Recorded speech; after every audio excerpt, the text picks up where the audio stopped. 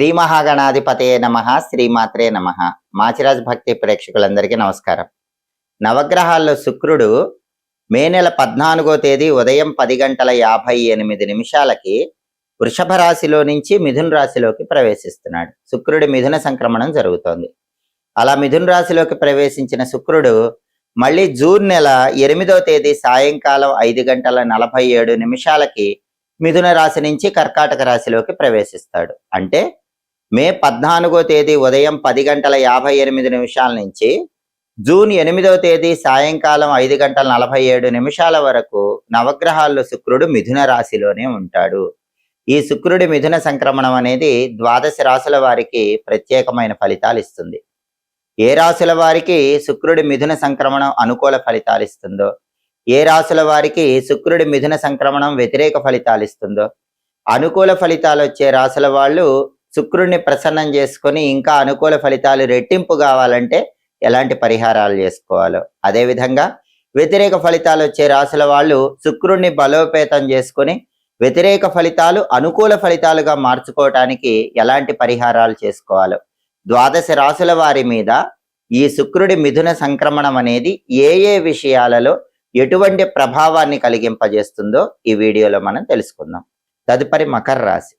మకర రాశి వాళ్ళకి మే 14వ తేదీ ఉదయం 10:58 శుక్రుడు మిథున రాశిలోకి ప్రవేశించగానే, శుక్రుడి మిథున సంక్రమణం జరగగానే ఈ శుక్రుడి మిథున సంక్రమణం అనేది మకర రాశి వాళ్ళకి 6వ స్థానంలో ఏర్పడుతోంది. కాబట్టి 6వ స్థానంలో శుక్రుడు వ్యతిరేక ఫలితాలు ఇస్తాడు. కాబట్టి మే 14 నుంచి జూన్ 8 మధ్యలో శుక్రుడిచ్చే వ్యతిరేక ఫలితాల నుంచి బయటపడటానికి కొన్ని ప్రత్యేకమైనటువంటి జాగ్రత్తలు మకర రాశి వాళ్ళు తీసుకోవాలి. ఎందుకంటే మకర రాశి నుంచి చూసుకున్నప్పుడు శుక్రుడు ప్రవేశించిన మిథున రాశి 6వ రాశి అవుతుంది. మకర రాశి నుంచి 6వ స్థానంలో, 6వ స్థానంలో శుక్రుడు ఉన్నాడు. కాబట్టి ఆ శుక్రుడు ఏ విషయాల్లో మకర రాశి వాళ్ళకి వ్యతిరేక ఫలితాలు ఇస్తాడు, ఆ వ్యతిరేక ఫలితాలు పోవాలంటే ఎటువంటి జాగ్రత్తలు మకర రాశి వాళ్ళు తీసుకోవాలనే విషయం పరిశీలిస్తే 6వ స్థానంలో ఉన్న శుక్రుడు మకర రాశి వాళ్ళని ఏం చేస్తాడంటే దాయాదులతో గొడవలు వచ్చేలాగా చేస్తాడు. అంటే సోదరులు, సోదరీమణులు వాళ్ళతో లేనిపోని గొడవలయ్యే అవకాశం ఉంటుంది. కాబట్టి మకర రాశి స్త్రీ పురుషులు మే 14 నుంచి జూన్ 8 వరకు గుర్తుపెట్టుకోవాల్సిన ముఖ్యమైన విషయం ఏంటంటే మీ అన్నదమ్ములతో కానీ అక్క చెల్లెళ్ళతో కానీ గొడవలు పడకండి. గొడవలు వచ్చే సిచ్యుయేషన్స్ వచ్చినా సరే మీరు మౌనంగా ఉండండి. అప్పుడు మీకు వాళ్ళతో గొడవలు లేకుండా దాని నుంచి సులభంగా బయటపడచ్చు. అలాగే కలహాలు కూడా ఒక్కొక్కసారి చిన్న చిన్న కారణాలకే ఈ సమయంలో వచ్చేలాగా 6వ స్థానంలో శుక్రుడు కలిగింపజేస్తూ ఉంటాడు. అటువంటప్పుడు చిన్న చిన్న కారణాల వల్ల వచ్చే కలహాలన్నీ కూడా మీరు సాధ్యమైనంత వరకు దూరం చేసుకునే ప్రయత్నం చేయండి. కలహాలను దూరం చేయండి, వ్యక్తుల్ని దగ్గర చేసుకోండి. ఒక్కొక్కసారి ఈ సమయంలో మీ రక్త సంబంధమే, మీ అన్నదమ్ములే, మీ అక్క చెల్లెళ్ళే స్వార్థం పెరిగిపోయి తప్పులన్నీ మీ నెత్తి మీద వేసేలాగా 6వ స్థానంలో శుక్రుడు ఫలితం ఇస్తూ ఉంటాడు. అటువంటప్పుడు మీరేం చేయాలంటే మౌనంగా చిరునవ్వుతో మీ పని మీరు చేసుకుంటూ ముందుకు వెళ్ళండి. అప్పుడు వాళ్ళ తప్పు వాళ్ళే తెలుసుకుంటారు. మళ్ళీ మీకు అన్నదమ్ములు అక్క చెల్లెళ్ళు దగ్గర అవుతారు. కాబట్టి ఈ సమయంలో ప్రధానంగా 6వ స్థానంలో, 6వ స్థానంలో ఉన్న శుక్రుడు మకర రాశి వాళ్ళకి ఇచ్చే ఇబ్బంది ఏంటంటే మీకు అన్నదమ్ములు అక్క చెల్లెళ్ళు ఎంతమంది ఉన్నా సరే వాళ్ళందరూ ఒకటైపోతారు. మీ మీద లేనిపోని నిందలు వేస్తారు. ఏవైనా తప్పులు జరిగిన ఈ సమయంలో అంటే మే 14 నుంచి జూన్ 8 మధ్యలో ఆ తప్పులన్నిటికీ మిమ్మల్ని సెంటర్ పాయింట్ చేస్తారు, మీరే కారణం అంటారు. అటువంటప్పుడు మీరు వాళ్ళతో ఆర్గ్యుమెంట్స్కి వెళ్లకుండా కామ్గా ఉండండి, మీ పని మీరు చేసుకోండి. అప్పుడు ఆ తర్వాత వాళ్ళ తప్పులు వాళ్ళే తెలుసుకుని మళ్ళీ మీకు దగ్గర అయ్యే అవకాశం ఉంటుంది. అలాగే అనవసరమైనటువంటి ప్రయాణాలను కూడా 6వ స్థానంలో శుక్రుడు ఇస్తూ ఉంటాడు. కాబట్టి మకర రాశి వాళ్ళు మే 14 నుంచి జూన్ 8 మధ్యలో ప్రయాణాలు చేస్తే మాత్రం ఈ ప్రయాణం వల్ల నాకు బెనిఫిట్ ఉంటుందా ఉండదా అని ఆలోచించుకొని ప్రయాణం చేయండి. మీకు బెనిఫిట్ ఉంటేనే ప్రయాణం చేయండి. అలాగే ఒక్కొక్కసారి ఖర్చులు కూడా పెంచుతూ ఉంటాడు. కాబట్టి డబ్బు ఖర్చు పెట్టేటప్పుడు కూడా మకర రాశి వాళ్ళు రూపాయి ఖర్చు పెట్టాల్సిన చోట 10 రూపాయలు ఖర్చు పెట్టేలా శుక్రుడు చేస్తాడు. కాబట్టి డబ్బు ఖర్చు విషయంలో కొంచెం అప్రమత్తంగా ఉండాలి. కాబట్టి మే 14 నుంచి జూన్ 8 మధ్యలో 6వ స్థానంలో, 6వ స్థానంలో శుక్రుడు ప్రధానంగా మకర రాశి వాళ్ళకి కలిగింపజేసే ఈ సమస్యలు అంటే బ్రదర్స్ అండ్ సిస్టర్స్తో వచ్చే డిస్ప్యూట్స్ కానివ్వండి, మనీ ఎక్స్పెండిచర్ కానివ్వండి, అన్నెసెసరీ జర్నీస్ కానివ్వండి, ఇలాంటివి ఏవి కూడా కలిగింపజేయకుండా జాగ్రత్తలు తీసుకుంటే శుక్రుడు ఇచ్చే వ్యతిరేక ఫలితాల నుంచి మకర రాశి వాళ్ళు చాలా సులభంగా బయటపడచ్చు. అలాగే మే 14 నుంచి జూన్ 8 మధ్యలో శుక్రుడికి సంబంధించిన శక్తివంతమైన సులభమైన పరిహారాలు చేసుకోండి. అప్పుడు శుక్రుడి అనుకూలత పొందవచ్చు.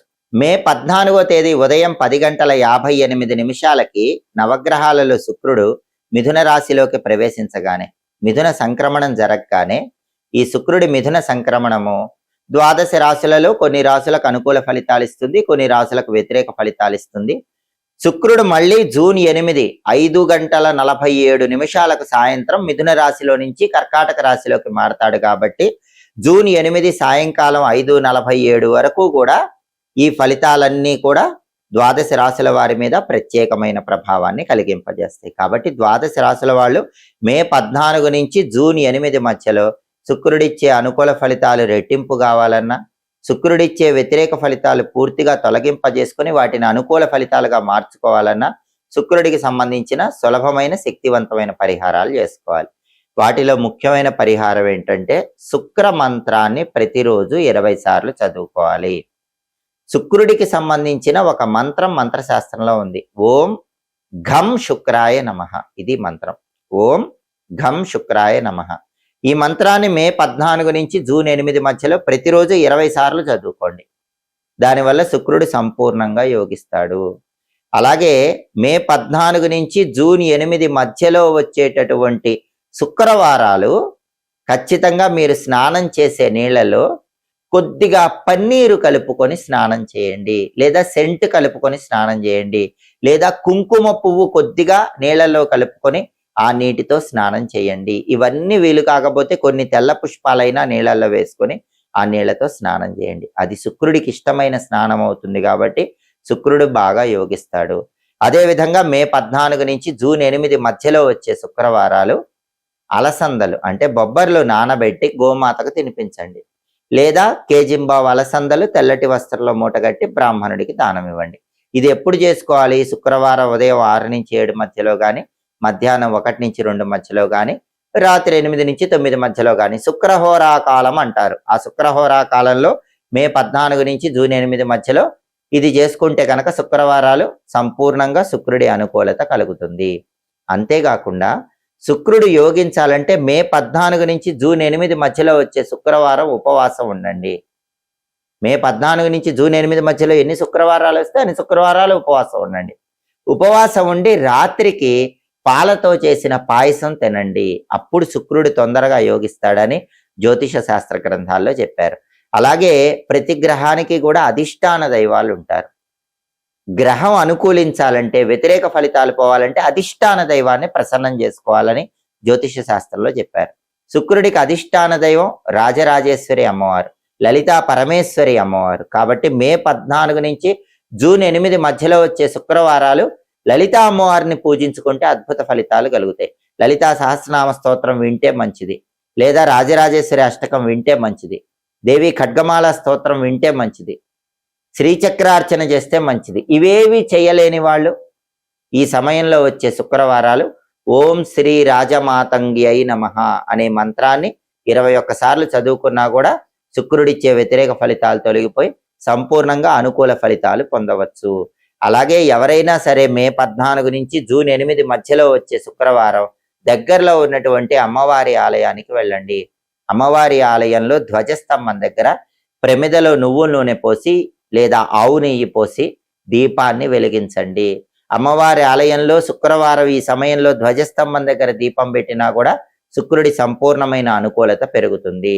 అలాగే మే 14 నుంచి జూన్ 8 మధ్యలో వచ్చే శుక్రవారం పూట మధ్యాహ్న సమయంలో అంటే మిట్ట మధ్యాహ్న సమయంలో 1 గంట నుంచి 2 గంటల మధ్య ప్రాంతం శుక్రహోరలో ఎవరైనా బ్రాహ్మణుడికి ఒక అరిటాకులో కేజీ బియ్యము, తెల్లటి వస్త్రాలు, సెంటు బాటిలు, కుంకుమ ప్యాకెట్ ఉంచి గనక దానం ఇచ్చినట్లయితే దానివల్ల శుక్రుడిచ్చే అనుకూల ఫలితాలు రెట్టింపు అవుతాయి. ప్రతికూల ఫలితాలన్నీ తగ్గిపోయి వాటిని అనుకూల ఫలితాలుగా కూడా మార్చుకోవచ్చు. వీటిలో ఏవైనా సరే పరిహారాలు చేసుకోండి. శుక్రుడి మిథున సంక్రమణం వల్ల ద్వాదశ రాశుల వాళ్ళు విశేషమైన శుభ ఫలితాలు సిద్ధింపజేసుకోండి. ఎప్పటికప్పుడు ఖగోళంలో గ్రహాల సంచారంలో మార్పు ద్వాదశ రాశుల మీద ఎలాంటి ప్రభావాన్ని కలిగింపజేస్తుందో తెలుసుకోవాలన్నా, ఖగోళంలో గ్రహాల సంచారంలో మార్పు జరిగినప్పుడు ఆ సంచారంలో మార్పు అనేది వ్యతిరేక ఫలితాలను కలిగింపజేసినప్పటికీ వాటిని అనుకూల ఫలితాలుగా మార్చుకోవటానికి చేయాల్సిన పరిహారాలు తెలుసుకోవాలన్నా, అనుకూల ఫలితాలు రెట్టింపు చేసుకోవటానికి తెలుసుకోవాల్సిన పరిహారాల గురించి మీరు పరిశీలించాలన్నా మాచిరాజు భక్తి ఛానల్ తప్పకుండా చూడండి. మా వీడియోస్ మీకు నచ్చినట్లయితే మా ఛానల్ లైక్ చేయండి, కామెంట్ చేయండి. మా ఛానల్ వీడియోస్ 10 మంది మిత్రులకు షేర్ చేయండి. మా ఛానల్ సబ్స్క్రైబ్ చేసుకోండి. పక్కనున్న బెల్ సింబల్ నొక్కటం మాత్రం మర్చిపోకండి. సర్వే జనాః సుఖినో భవంతు. స్వస్తి.